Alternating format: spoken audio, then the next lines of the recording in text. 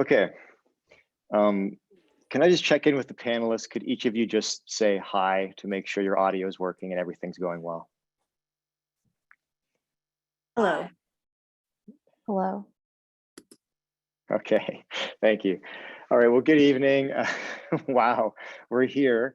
Thank you for coming to the second event in the Critical Tech Talk series. My name is Marcel O'Gorman. I'm director of the Critical Media Lab. Before we begin, yes, we are going to be recording, well, it wasn't going to be a huge concern because the video was only going to be on the panelists, but I just wanted you to know that we will be recording. So there you go. So although this event takes place in Zoom, it's hosted by institutions that sit in the traditional territory that Attawandaron, Anishinaabe, and Haudenosaunee peoples. And I know people have mixed feelings about these kind of territorial claims at the beginning of events, but I think it's very particularly important here. Discussion should make clear that the same kind of settler colonial tendencies that displaced these people from their home on the Grand River in the Waterloo region are alive and well on what some call the digital frontier. The Critical Tech Talk series is co-hosted by the Office of Research, the good people at Communitech, and every faculty on campus. And this partnership demonstrates a commitment, I think, to profound and sustained critical thinking about innovation. Thinking critically about tech innovation can be a little bit uncomfortable or very uncomfortable, maybe, in an innovation-centric community like ours. But as Wendy Chun suggests, we may have to acknowledge discomfort, this is a quote, as a way to create new forms of connection and cohabitation.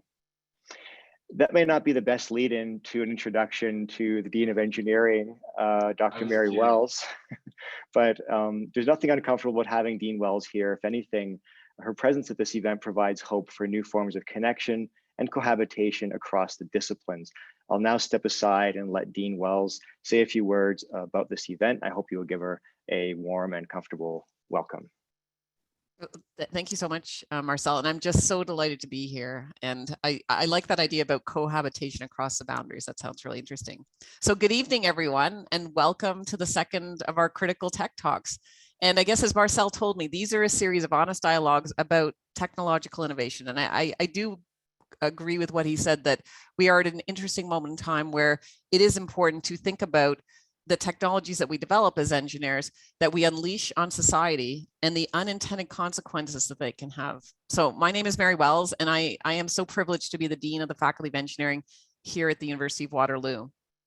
So I just want to talk a little bit about the talks just for a brief moment, but really the series of talks is around promoting an ethos of what I would call responsible innovation, and the need, as I think about being the Dean of Engineering, to develop and educate responsible engineers that go out and think about the responsibilities and the obligations they carry in their duties as engineers to create technology that is inclusive and can be trusted.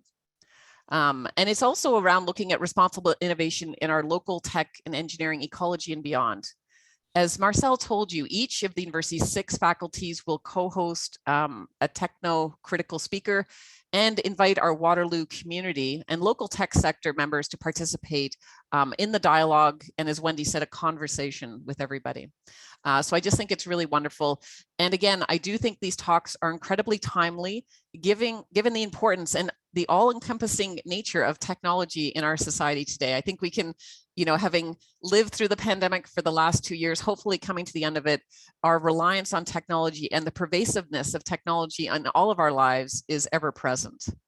So as I said, I'm really excited about this series of talks, because as an engineering educator and leader, my hope and aspiration would be to educate future engineers who are what I would call transdisciplinary thinkers, people who have deep technical knowledge, but who can also appreciate and understand the impact their technology or the technology they may develop and design may have on society, including its unintended consequences, and be able to assess this critically from different perspectives. And that does take a different way of thinking than maybe our more traditional way of educating engineers.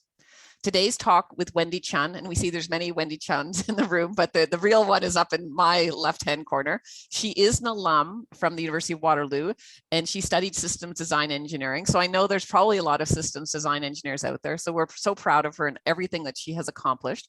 But she's going to discuss how the use of big data and machine learning methods encode discrimination and bias, and ways we can overcome this and create more democratic big data. So I'm especially looking forward to thinking about how we are conscious about the bias that's in the data sets we're using, and how they can lead to some of these unintended consequences.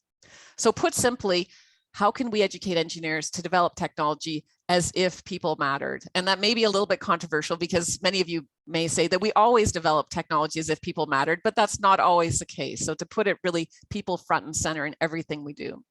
The way we think about technology and engineering is fundamental, as it reflects what we think about people, society, and humanity.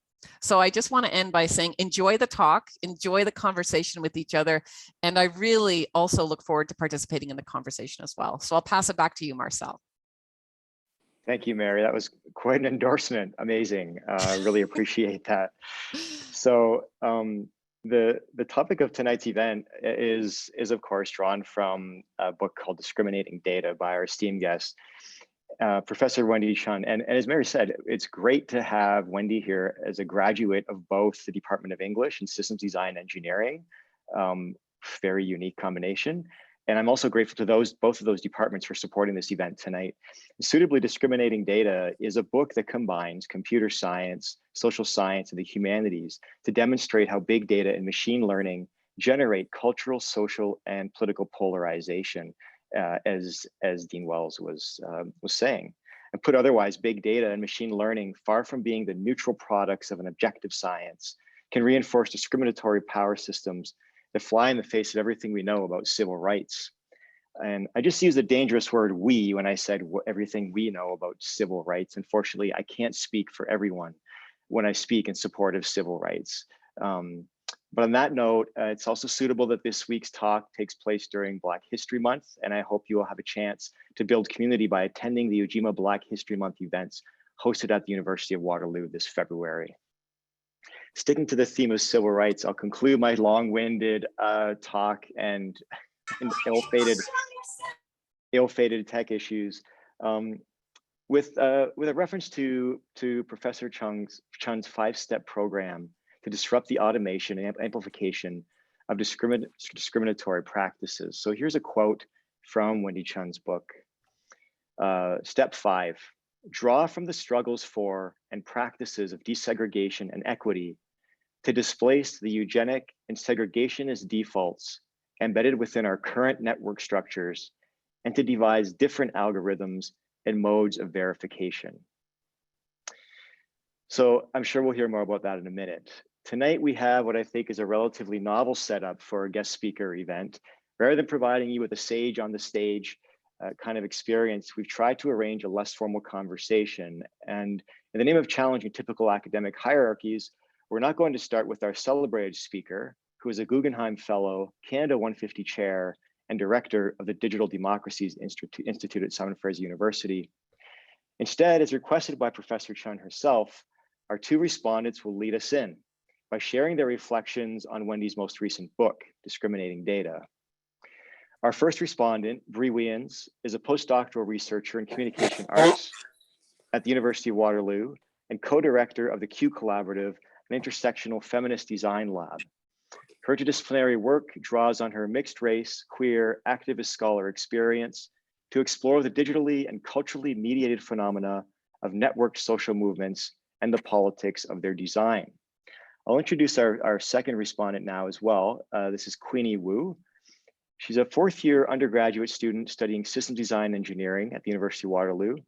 Her experience in digital product design influences her curiosity regarding the impacts of data and research processes on social systems through various lenses, including data journalism and urban planning. So that's enough out of me. And with that, let's get to work. So Bree, please lead us off. Thanks, Marcel. And it's not work, it's fun. We're here to chat together. So yeah, thanks so much for those introductory remarks, both Dean Wells and Marcel. I'm also here on the traditional territory of the neutral Anishinaabe and Haudenosaunee peoples. And every time I think about land acknowledgements, I also like to reflect on the work of Chelsea Bowell, who's a Métis writer and educator. And she's written that when it comes to these territorial acknowledgements, the best practices for really recognizing land need to evolve over time through deeper engagement with histories, with understandings, and with impacts. And Bowell's, she's really clear when she says that moving beyond a territorial acknowledgement means asking hard questions about what needs to be done towards reconciliation once we're aware of Indigenous presence. And becoming aware brings new responsibilities, and it requires that settlers remain uncomfortable, and it means making really concrete, disruptive change.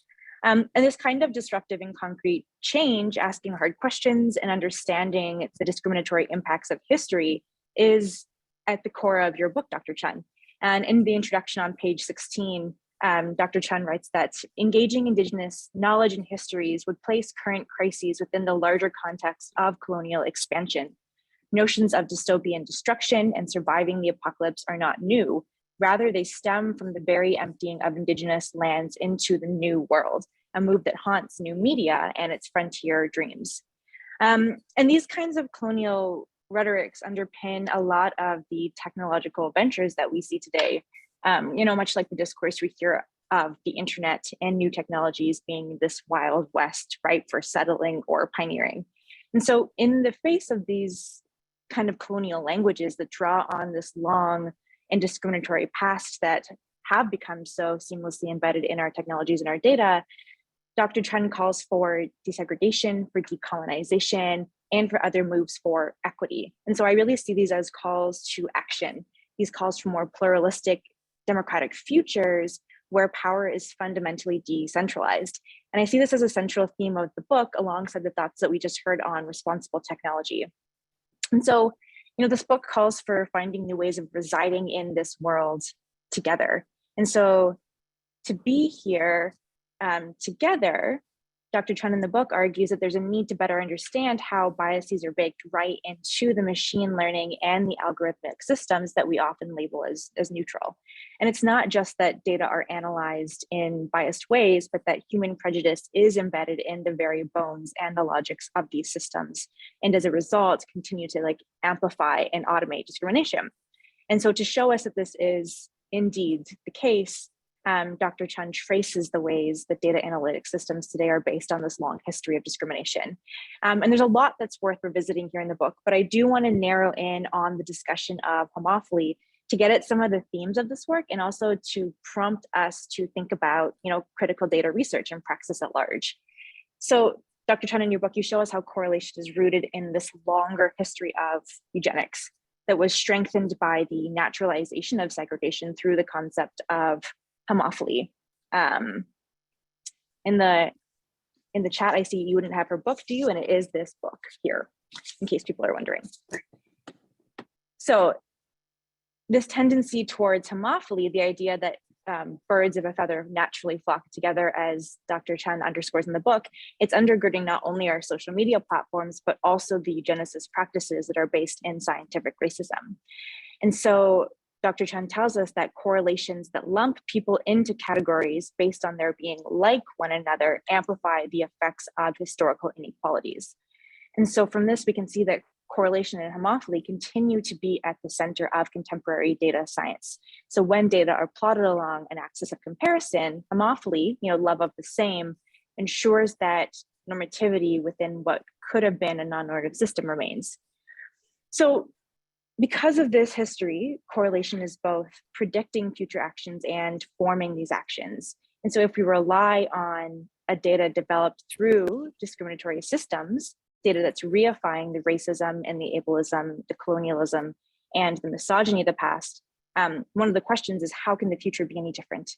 And so this moment of possibility is where I get kind of jazzed, because I'm invested in intersectional feminist and queer world making and living in these in-betweenness of space, the space between, like Dr. Chun says, and seeking out many blurred visions of the future, which is actually what my dissertation also called for. And so we know from intersectional feminism that unequal systems of power inhabit all these spaces, including the individual and the community, in addition to the structural power of big tech. So if homophily throws us toward polarized extremes, I'm wondering what it means to live in the in-between. If we're meant to believe that the polarization is authentic, if that's what the design tries to tell us, how do we find ways to work in that middle space? And to question the circulation and the promotion of feelings, of ideologies, and of politics on social media platforms requires that we consider the relationship between contemporary ideologies of gender, of race, of class, and the platforms themselves. So to use the Sarah Ahmed vocabulary that Dr. Chun draws on in the book, how do we inhabit norms differently? How do we find comfort out of what seems uncomfortable in big tech according to the status quo? It will be difficult to inhabit norms differently because, to borrow another Ahmed phrase, it means going against the current, against the flow. And to use Audre Lorde's words, the master's tools can't dismantle the master's house.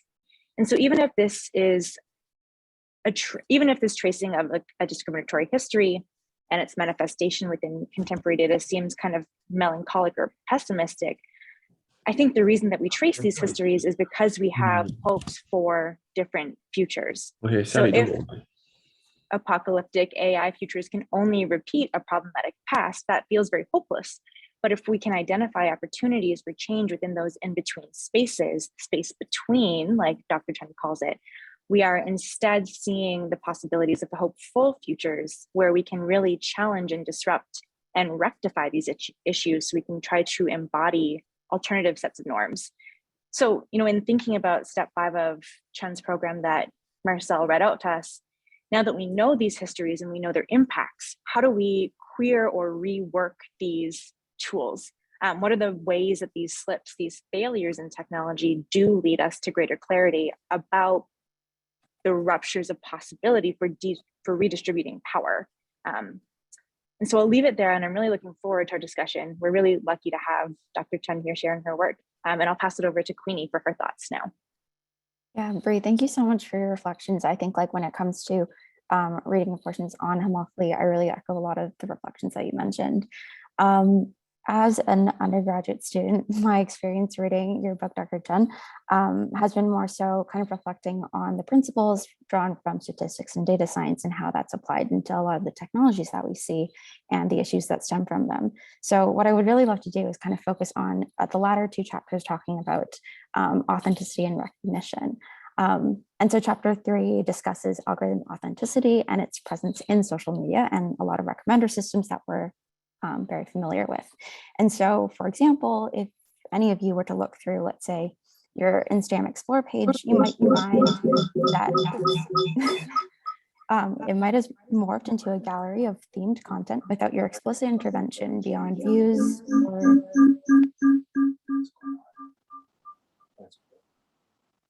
beyond any views or follows. I see a little bit of feedback, and it's kind of in my eyes. I'm not sure if it's on anyone else's. Yeah, I really need to ask everyone to please mute themselves. I can't mute all the Wendy Chuns because I'll mute Wendy too, but I'll do my best. Sorry, Queenie, please. No worries. Of course, no worries. But as I was saying, if you were to look through, let's say, your Instagram Explore page, you might find that it is morphed into a gallery of lots of themed content without maybe your explicit intervention beyond just some follows or views. And Dr. Chun explains this as how it's a result of correlations, expecting us to be transparent in a very formulated way, and trains us as users of this platform to be authentic, thus becoming a basis to participating in these digital spaces.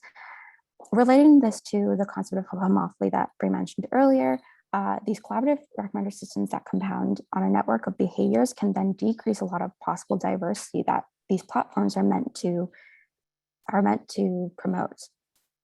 This makes me think of something that I read previously in Ezra Klein's book on identity politics, Fire Polarized. In one chapter where he discusses the role of technology on identity, he describes how algorithms are an engine of identity that invite and socialize you into a community. So to put this into an example, if I immerse myself into the following and identified as a fan of a cooking content creator, only following their recommendation by, let's say, YouTube based on an earlier transaction of me watching a video on food, These then can build on how identities are activated and grow as if they can become a part of my authentic self. This feedback loop is what I find the most interesting thing to think about in this chapter. But our behaviors are not isolated, nor are they constant. And so Dr. Chun uses the example of people gaming these recommendation algorithms, for example, by rating certain items higher in relation to others and spamming other pieces with lower ratings. One can use these systems to their advantage in raising items to people's view. Learning, testing, and playing these algorithmic rules then become a skill in social media marketing. But from the consumer perspective, I believe I'm not alone when I say sometimes I'll consciously skip over a TikTok to try and get to signal my disinterest and to this invisible algorithm. Am I still behaving authentically? Or can this brief bout of conscious rebellion also be predicted? So Dr. Chun then poses the question, how can we move from predictable and rampant consumption towards more contestation and sustainable habitation? This relates really closely to the final chapter talking about recognition and how that itself can be a basis for discrimination. Dr. Chun defines recognition as identifying something as only what has been known before, but suggests that identification shouldn't be seeing one as exact same as another, but rather identical with, and like what Bray mentioned earlier, of existing in this in-between. This less discrete definition models how, as Dr. Chun mentions, how children develop identities by learning about themselves through their relation with what's around them, rather than identifying with certain specific definitions. However, classification techniques like linear discriminant analysis that we learn a lot in, for example, engineering, make strong assumptions using very discrete and stable classes to do so. And that forms the foundation of recognition and identification technology. Because pattern recognition is built on evaluating various criteria in terms of predefined properties, when coupled with the assumption that people are behaving authentically in all these platforms, recognition can then become discrimination. The choice of these categories when creating these systems are often motivated, despite not wanting to perpetuate or not wanting to cause negative effects. These are often chosen for very specific motives, for example, to maximize clicks on advertisements or to, let's say, optimize arrests. This reminds me of how Dr. Catherine Ignazio, the author of Data Feminism, talks about missing data. For example, how a map of crime data is actually a map of arrest data.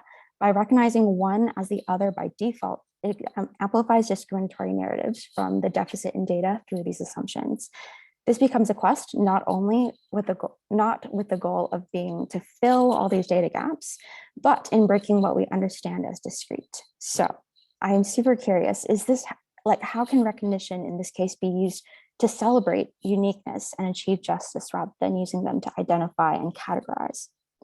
This chapter was fascinating most for me in Dr. Chun's guidance to help us gain transparency, not only into how pattern recognition technologies work, but why and where the mathematical principles are grounded. One quote that I loved in this book as a whole is, with each computer revolution, with each move to make computers more user-friendly, that is, more and more opaque to the humans who use them, tasks once performed by humans have been embedded within these machines. Instead, what Dr. Chun does through this book is walks us back into gaining this transparency. The book dives not only into how polarization is a goal of machine learning, but also the assumptions and statistical formulas that support it. Finally, Dr. Chun, thank you for helping build these connections and opening up the conversation between principles in data science and the issues and effects that are discussed in the humanities. I thoroughly enjoyed and would love to start this conversation. Thank you, Queenie. Wendy, I guess we're going to turn the floor to you now. I'm going to blame this on you. This was your idea. You wanted these people to speak first, and now's your chance to respond, and hopefully we can have a more open conversation. So I'll leave the floor to you to respond. Yeah, no, this is fantastic. I think always, especially with a book, it's so much better to do a conversation than to give the talk. And I must say, this is the first time I've given a talk to so many of myself before. And so it's perhaps actually appropriate, given everything we're talking about identity and authentication, that there are so many people who have been authenticated as Wendy Chun, since you've gotten that link that's supposed to be authentically me.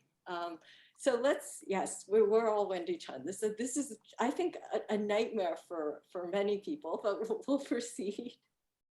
I think that the questions you've raised are so important. Let me start with first, Bree, yours, which is one thing you brought out was, so the book goes into how a lot of the concepts in data science, such as correlation, which everyone said was new, this is going to change the world, this is what big data is about, actually emerged from studies of 20th century eugenics.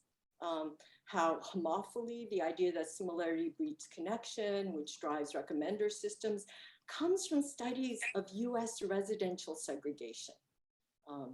And so through these recommender systems, US residential segregation is spread everywhere. So the fact that we have these angry, polarized clusters right now shouldn't surprise us, right? So polarization is the goal, not an error. And one thing I do, as Bree pointed out, is sort of go through these concepts that ground these algorithms and then say, okay, what else can emerge, right? And one classic example that people use is COMPAS. And so I don't know how many of you know about COMPAS, but it's a risk recidivism program that is used by some US courts to determine how likely someone is to offend again. And it's been sued for discriminating against racial minorities. And what's important about this, and this is because although they don't use race directly, they use what are proxies for racism in the United States, right? So education, as well as job status.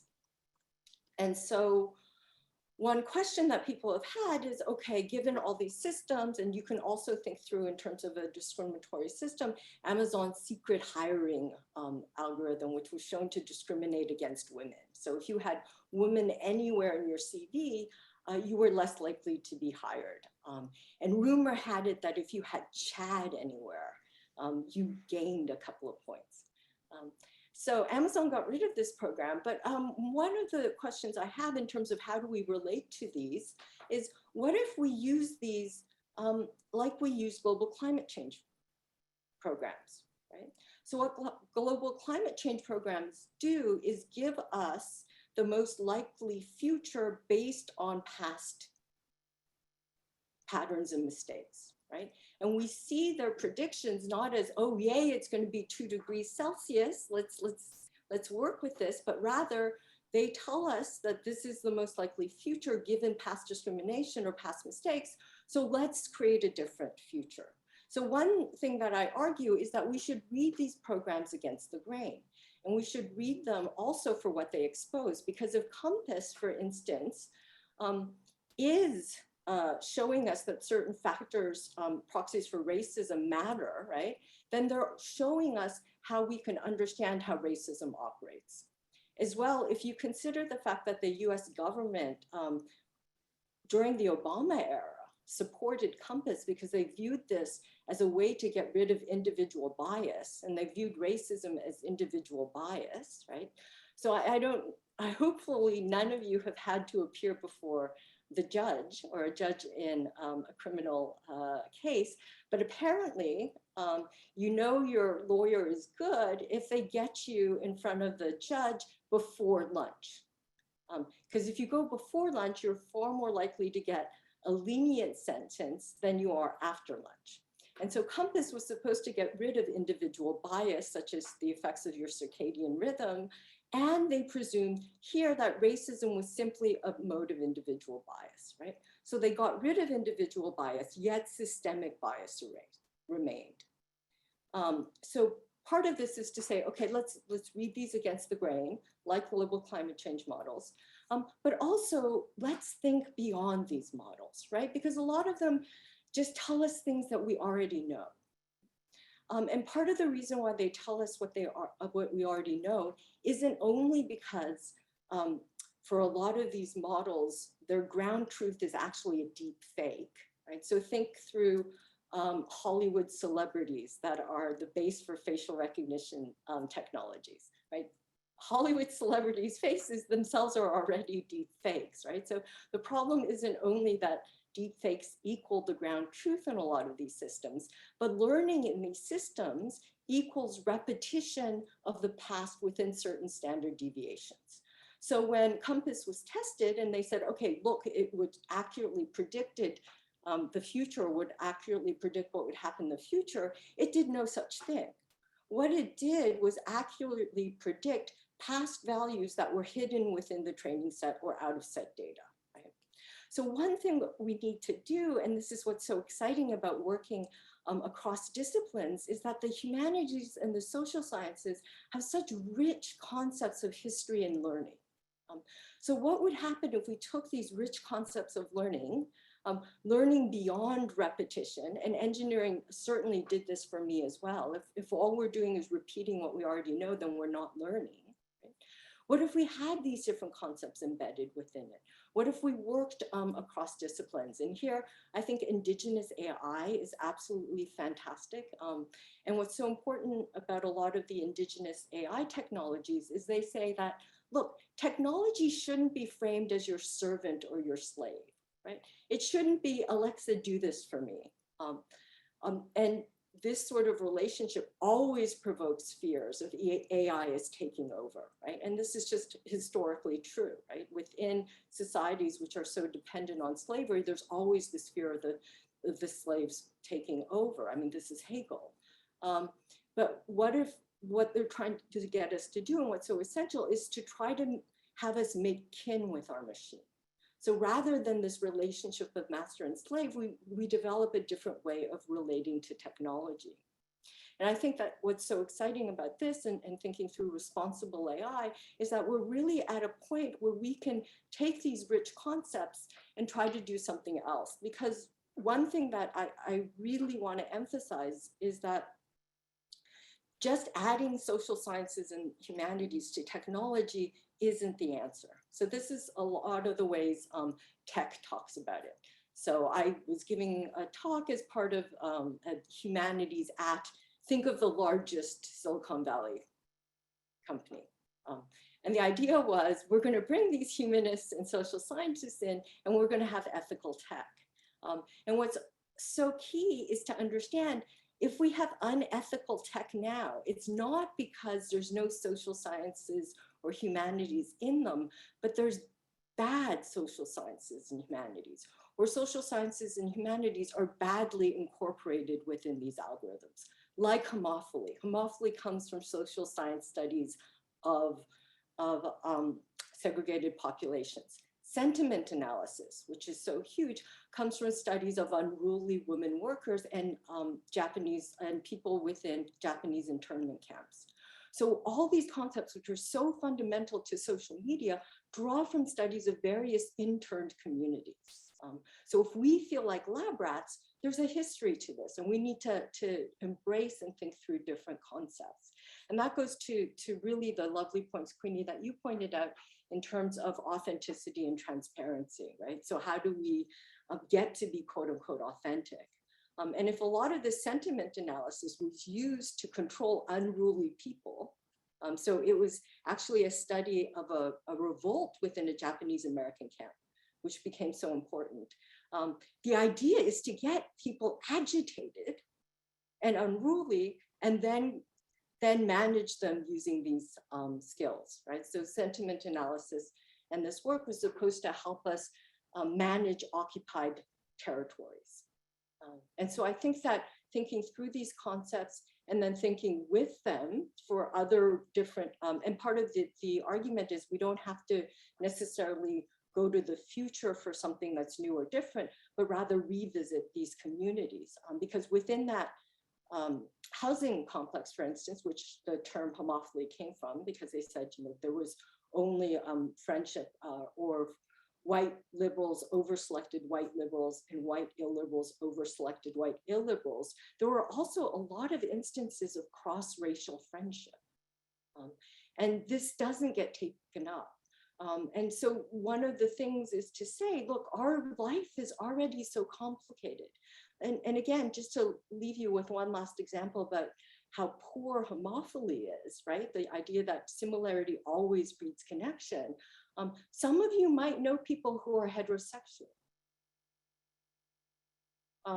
But in a world of absolute gender homophily, heterosexuality suddenly becomes a miracle. Electricity, which goes from negative to positive, is a miracle. It's heterophily. And so I think we have to ask ourselves, what in the world is taken out when we accept these defaults?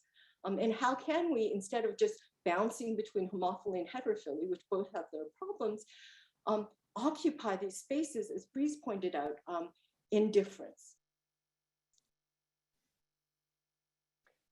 Thank you, Wendy.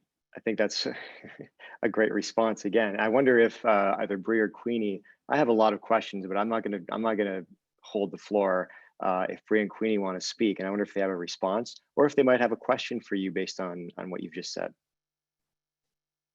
I do have a question. One thing that we've talked about a lot today is like transdisciplinary thinking, like Dean Mills has mentioned earlier, especially coming as a student. Like I think also many of us in the audience are from some of our systems classes. I'm wondering, like, what are some recommendations you might have in terms of applying this type of transdisciplinary thinking as a student or going forward in our studies or careers? I think transdisciplinary thinking is so important. And why transdisciplinary thinking is so important is because you get challenged. When you work with interdisciplinary groups, they challenge your first principles.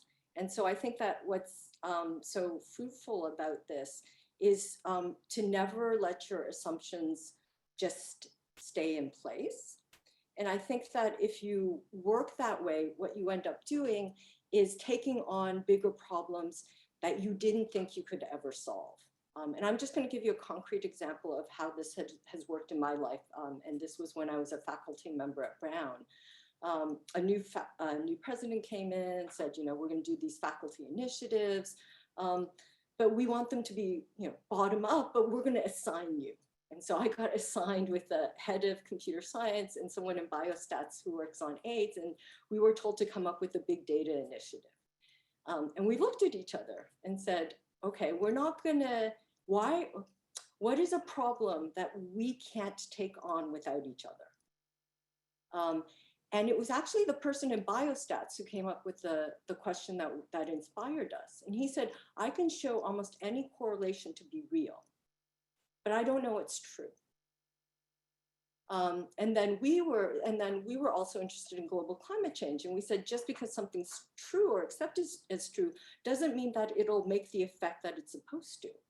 So how can we understand that? So we came up with this like DIAL initiative, data inference action loop. Surprisingly, it was not funded, but it did start us on these paths of thinking together and has inspired the Digital Democracies Institute. So the other thing about transdisciplinary thinking and attempts is that there's going to be a lot of failures. There may be the first time it doesn't work out, but you can work together on larger questions.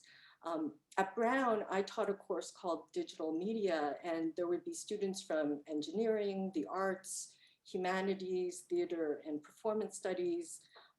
And many of the students were computer science students in their last year, about to head to Silicon Valley and absolutely frightened about what that might mean and how they could hold on to how they wanted to change the world. This is why they were a Brown undergraduate going forward. And I think that taking those courses, starting that dialogue, and then realizing that what you start in undergraduate will be something that will be revisited over and over and over again is also a key thing. I just want to follow up on that, Wendy, because I think that's I love that anecdote, because I think of our own students who might be in engineering. They might take a course in ethics or responsible innovation and so on, or more than one. Then they go off to work at a co-op job, and they may see things happening there that are running counter to their own beliefs or values or what they have learned in these courses. But how do you empower students like that in those situations who are just starting a co-op job if they see something going wrong? How do you empower them to to be whistleblowers or to do anything? Is there, I mean, that's a big question, I know, but do you have any thoughts on this? Well, those work terms sound a little more exciting than mine were. I was sort of thrown into doing writing in what was that awful language that goes from left to right in workspaces? Oh, it's not even compiled. Oh, anyway, still scarred from that. And I did some, I think sometimes what happens is it starts in a work term, and then how you act and how you think and what you do emerges much later. And here, the example I might use, and it's slightly different than seeing corporate malfeasance, was a work term that I loved, which was at Gandalf Data.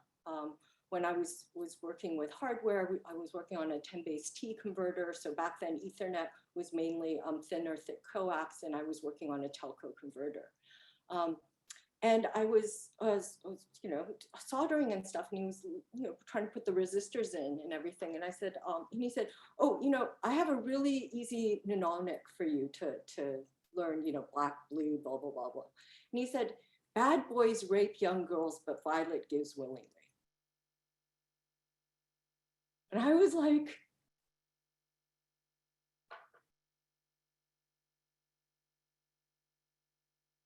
okay.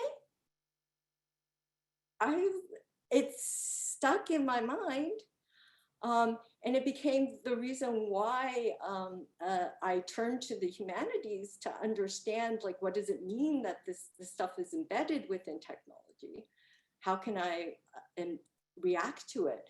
But at that moment, I couldn't say anything. It was also at a time just when the Montreal massacre happened. And that happened when I was an undergraduate as well. And I remember we were about to write our physical systems exam. I don't know if you still in systems take physical systems. That was one of my favorite courses. And partial differential equations and fluid dynamics. I took fluid dynamics too in Mech-Eng. I love those courses. But anyway, so we're about to write our physical systems exam, and the guys behind me were like, did you hear about what happened in Montreal where the guy killed all the women in the engineering classroom? And I was like, shut up. I mean, you guys are so sick. Like, we have to write our exam. And then it was true. And again, I didn't have the ways to comprehend or to react to all this. And I really struggled with this. And part of the reason why I turned to the humanities was because I didn't have the skills within what I was being taught in engineering to respond to these adequately. I also turned to the humanities rather unwittingly because I thought somehow the humanities would be outside of politics, which for all of you know anything about the humanities, this is hilarious. It's up there with going to Princeton to understand inequality. Although arguably I did come to understand inequality, but in a very different way. But then when I started working within new media, increasingly I've been turning back to science and engineering because a lot of this again is intertwined, and a lot of the ways forward can only happen if we work together. So I would say in reaction to that, there's going to be a lot of things that build up, and how one reacts will be at their own pace. But what I would say is never ignore it. If something is bothering you, you might not react immediately. You may need to think about it. You may need mentorship to help you, because as an undergraduate co-op student, you're not in the highest position of power, but you can think about it, work on it, and you can make a difference. Maybe not in that work term or in that work term or later, that this is an opportunity for you to think through and engage things. And you should never lose that sense that something is wrong and that something needs to be done. And that could also be the moment where you turn to somebody else to help you, a different discipline, somebody other, and that together you realize, for instance, if you see malfeasance you're probably not the first person to see it, and it's probably your other students are seeing this as well. And coming together and thinking through this is really important. But I think in terms of whistleblower protection, just on another thing, because I'm also working on regulation, we need serious whistleblower protection. This is how a lot of things come out, and this is central to any sort of democracy. Thank you. Bree, I wonder if you're going to follow up on that. Sure, yeah. So I can't help but, in all those examples you're sharing, hear just a lot about how power operates in all of these spaces. And one of the things that you say in your book is that power operates through likeness, through similarity, and through correlated identity, which is really coming through actually in those examples that you just shared with us now again. And actually, we were talking about this the other day, but in the face of big tech, we see this big problem, and we think we need this one kind of big solution, often like a techno solution to fix it. But I see a lot of what you're saying to be about new paradigms, like new ways of understanding the world instead of just all of this new technology. And we're seeing more and more that technologies and our social realities are really intimately related. They're kind of like co-constructing each other, as you are showing us in Discriminating Data. And we kind of see that coming through, I think, in a lot of the kinds of methods that we're using across the social sciences and humanities. But I can't help but also see that we need this also in the context of community care and in living in these kind of spaces between indifference where power becomes more decentralized. And kind of a way of expanding community care is to expand our methods, expand the ways of understanding research. And so I guess within a social media obsessed society where polarization does seem so successful, I'm wondering if you could talk a bit about what it means to actually exist in those spaces, to find new norms in those spaces, and to expand our methodologies in those spaces. That's a huge question. Well, one thing I think is so key when we think through social media networks and networks in general is that what makes a network isn't a node and an edge. It's actually the gap. And I don't know how many of you know Alberto Barabazzi, but he's considered to be one of the pioneers of network science. And I was on a panel with him because he's now doing art. And I was making this argument that really what makes a network is a gap, not a node or an edge. And he was like, mathematically, you're correct, Wendy. And I think that what this brings out is that, and these gaps are never empty, right? So if you think back to the homophily example, right? So what made a connection was the white residents' attitudes about living in biracial housing projects and their connection to other white friends, right? So that was the connection. But the gap in the space, that was not possible. The network was not possible without the responses and presence of Black residents. So I think what's absolutely key when we think through social media networks as they exist is to think through these gaps and realize these gaps are actually teeming with relation and connection. So one question I have is, I say, what if we thought of networks as everything but the node and connection? What if we thought through those gaps and the work that these gaps do? And these gaps are often infrastructures. And without these infrastructures, you couldn't have these things such as connections. The gaps, for instance, there would be the housing project themselves. And for me, what's absolutely key isn't simply homophily or heterophily, but again, indifference. And so in Vancouver, a lot of us take public transportation. You really have to take public transportation given how awful the traffic is, right?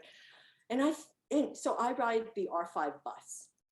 And I think of everything I have to not care about in order to ride that bus. There's a certain indifference that's a form of care that enables certain public structures to emerge. And I think what we need to think through is that sort of indifference that enables care to emerge. And that makes things very different. And offers us a way to understand that every day there are all these interconnections that are ignored, right? So the other example I often think of is your wireless card, right? So your wireless card operates by downloading all traffic and then actively deleting what's not directly addressed to it. But the only, so the idea that your that your device is personal is like a complete phantasm, right? But this constant back and forth without which there would be no network is hidden from you unless your card goes into promiscuous mode, which is a technical term. But a monogamous network card is one that doesn't work, right? It's a complete fantasy. So if we think through these constant interchanges that happen that make possible connection, like that completely puts us in a different frame of mind to understand what it means to be part of a network. I'm really liking this focus as well, that you're on like the everyday kind of small actions that we can take as well that are fostering these kinds of friendships of indifference, and focusing on like the politics of a friendship and the politics of a small interaction rather than thinking about the big, because that does become so quickly overwhelming. So I think that that's a nice way to make it also easier to intervene in a way and not seem like there's no space for movement to happen.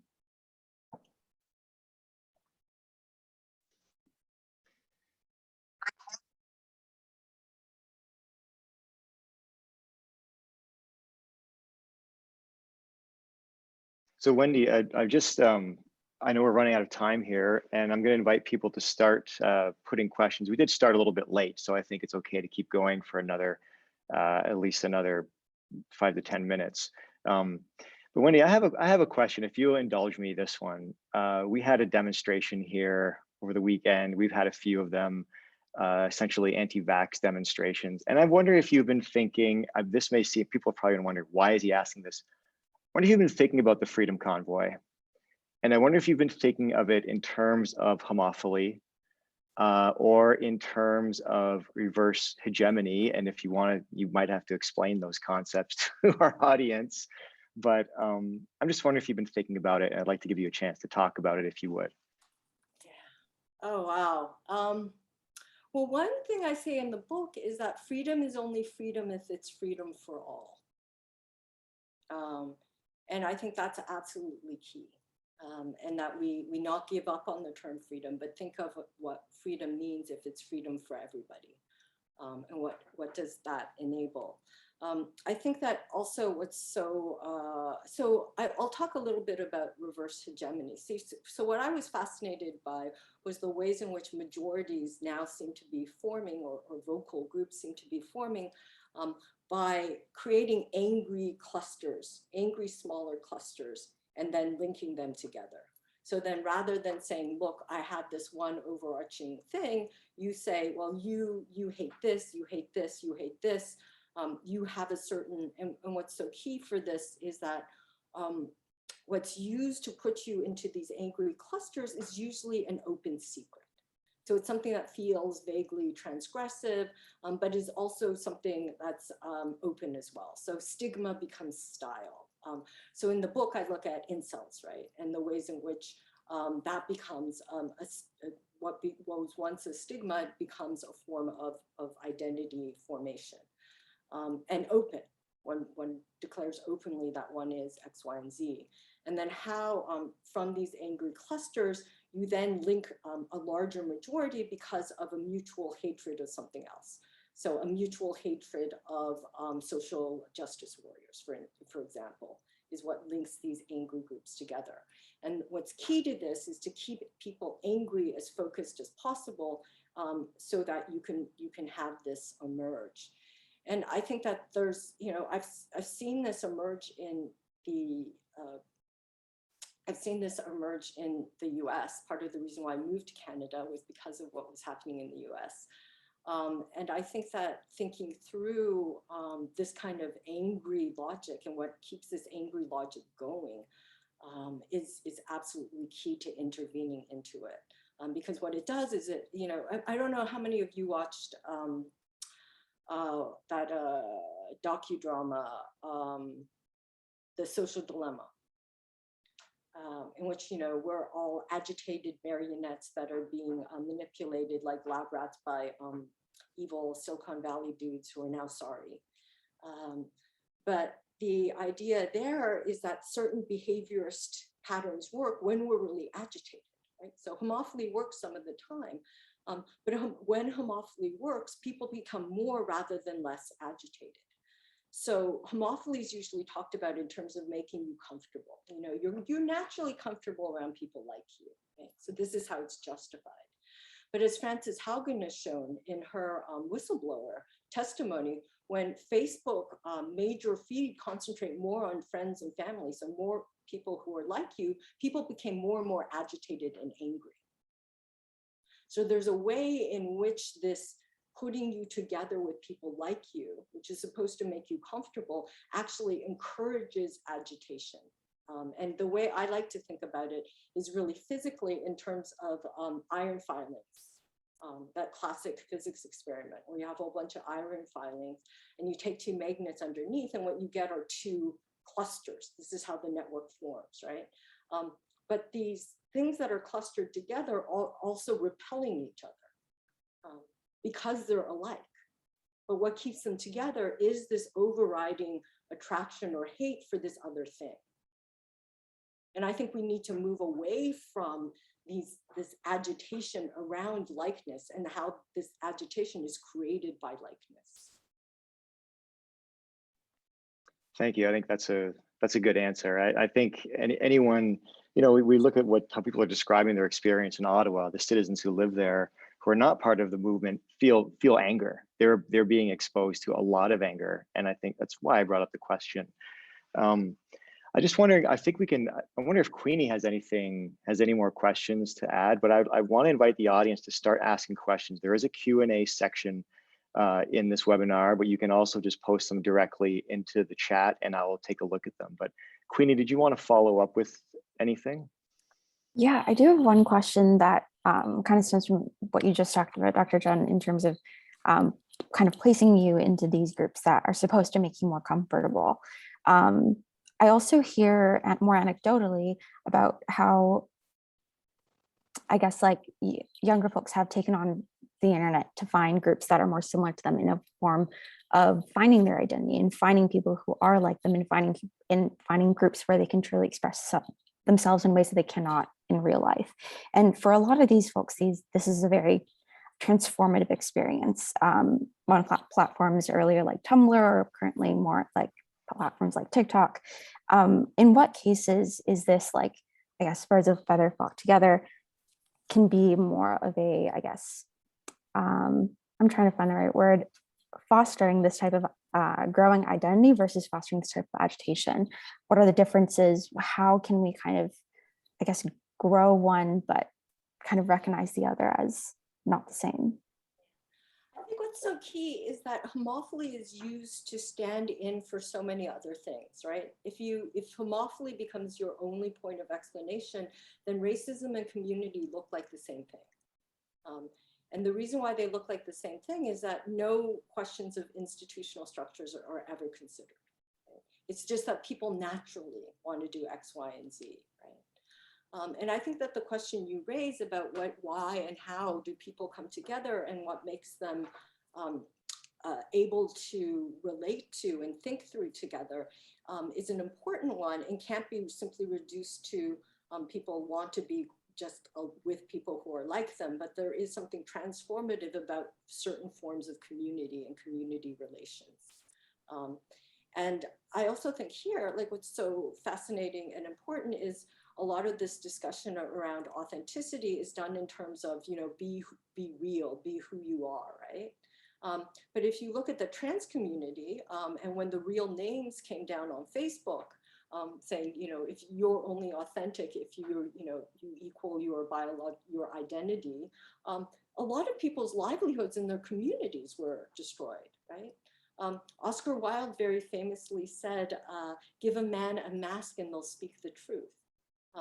So I think that the question of what enables things to feel true and enables community to emerge are so much larger than this sort of what they say is this quote unquote innate desire to be with somebody who's quote unquote like you.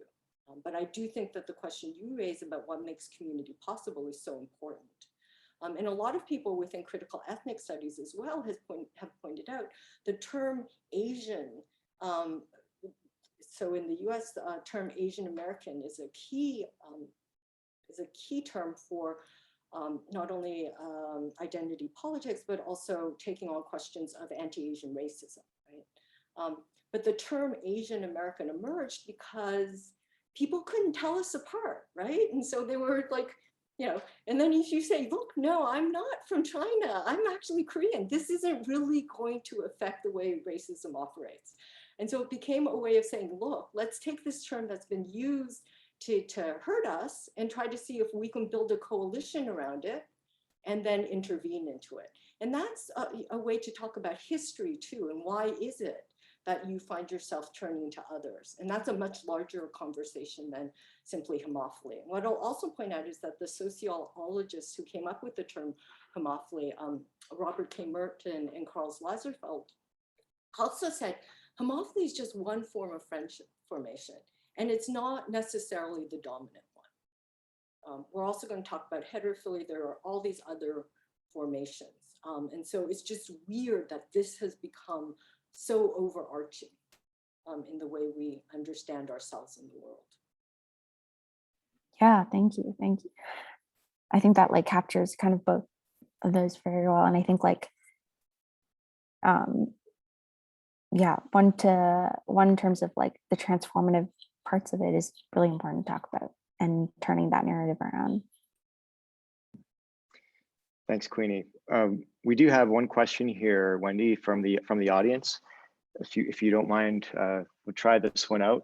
This is from Alex Chalk, who says, can you expand upon what you mean about networks being formed by gaps? Is it in the sense of the gaps exerting a kind of stabilizing pressure on links and nodes, or the gap as the space that prefigures a linkage? And I know that Bree mentioned these in-between spaces as well. So I don't know, Wendy, if you want to address this first, maybe Bree would follow up on that. Yeah. I would say both.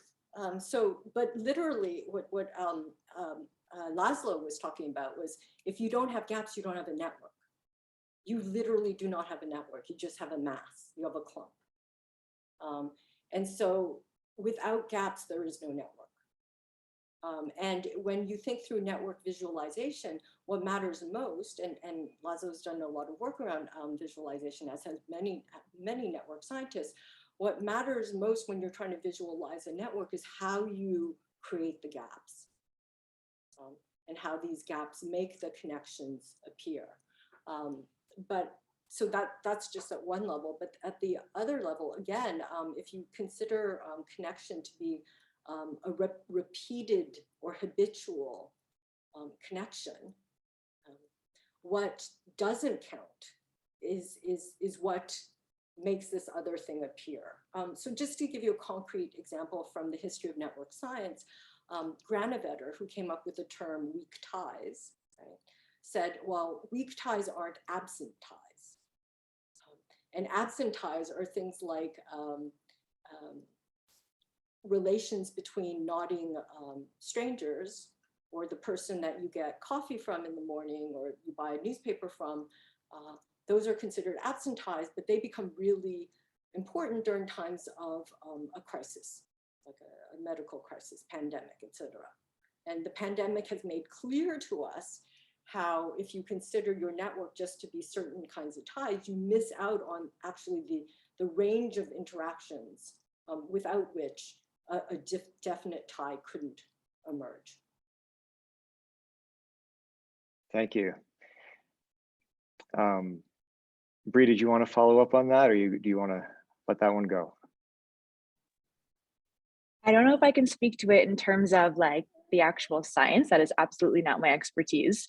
But I could add that when I was speaking about in-betweenness, I think about it often in the context of Patricia Hill Collins' matrix of domination.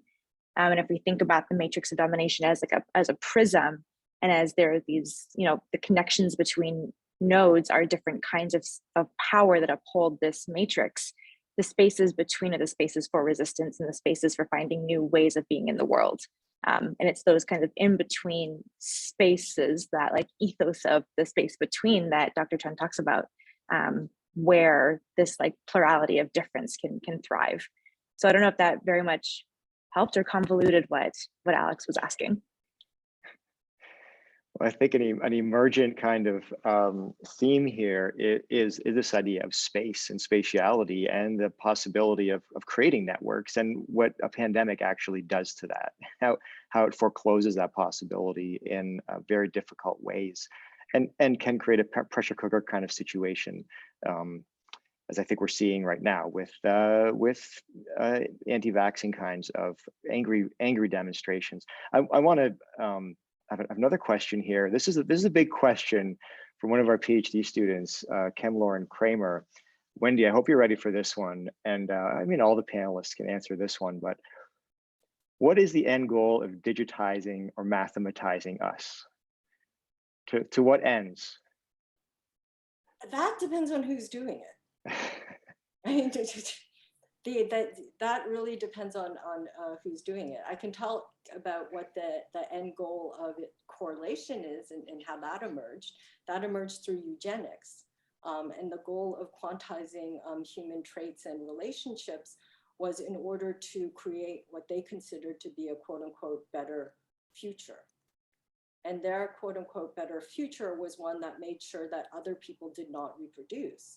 And correlation and making clear mathematical relations was important for them to prove that nature trumped nurture. And what they used this mathematical structure for as well was to show that, in their view, intelligence couldn't be learned, it could only be bred. So it's really perverse that machine learning takes at its core mathematical methods which were supposed to prove that learning was impossible. So that's one way in which mathematical, and if you think through Ocean, which is the 5-factor personality trait system that was behind Cambridge Analytica, and which is part of some recommender systems, not as much as people imagine it to be, that's also from eugenics. The O in Ocean for openness used to be I for intelligence.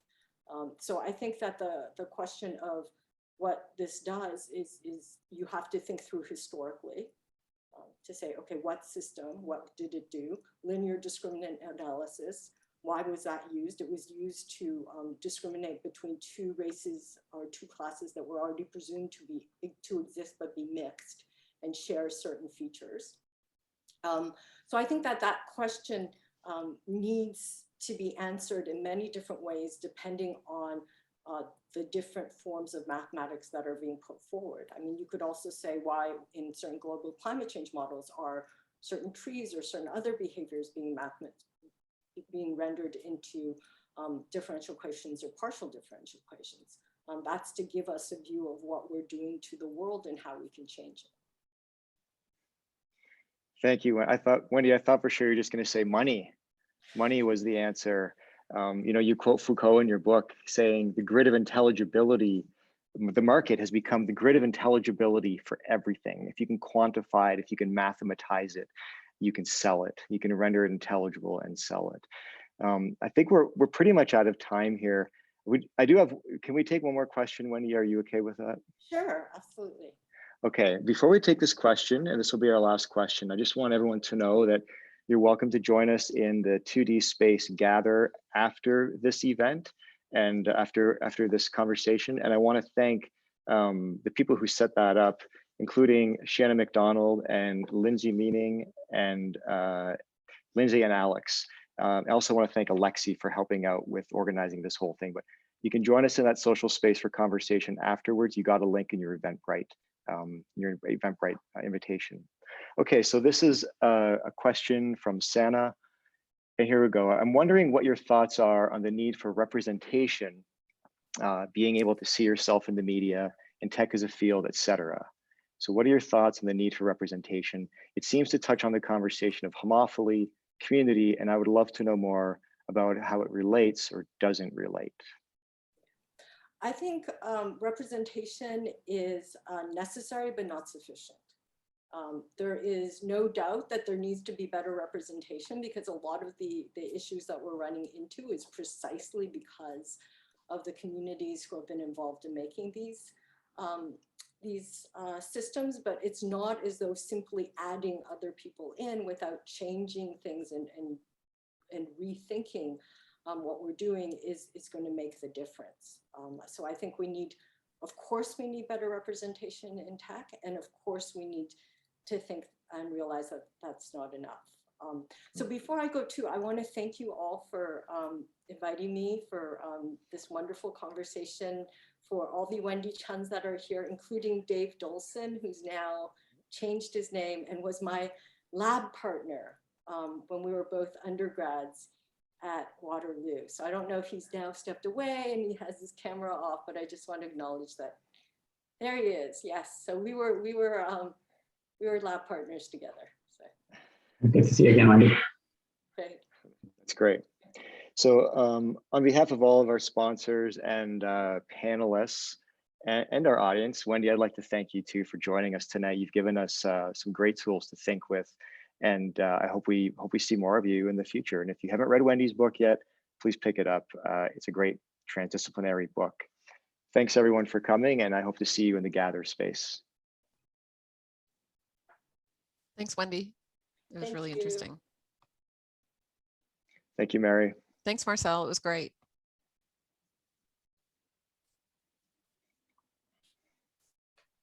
Now I'll go. Thank you, Ona.